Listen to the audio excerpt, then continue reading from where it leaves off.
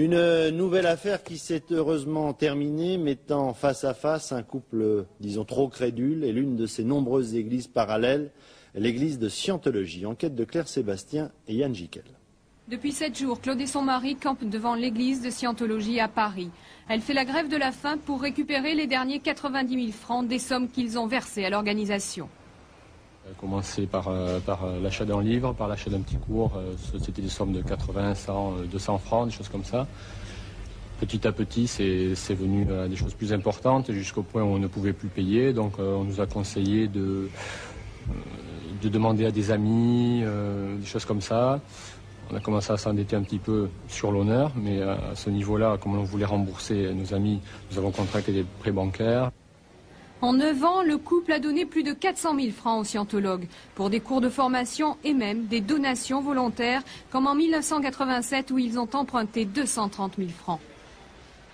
Ils m'ont conseillé, ils sont venus avec moi, etc. pour démarcher les banques, pour avoir ces prêts, pour faire ces donations. Je n'ai pas réalisé que j'étais comme une marionnette.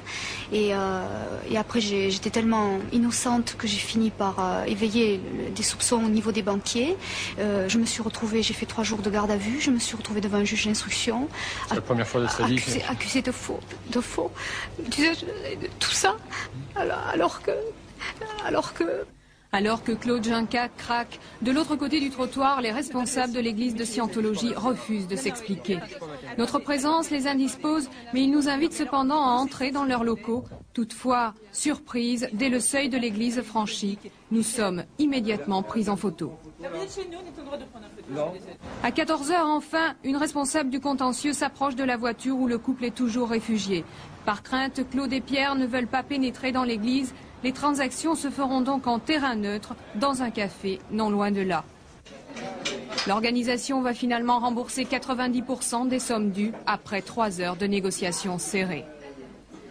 Grâce à la présence d'une caméra de télévision, après une semaine de grève, jeudi a marqué la fin du cauchemar pour les époux Junca. Mais combien sont-ils encore, parmi les 8 millions d'adeptes dans le monde, à refuser de voir que derrière ce paravent de spiritualité se cache un véritable empire financier?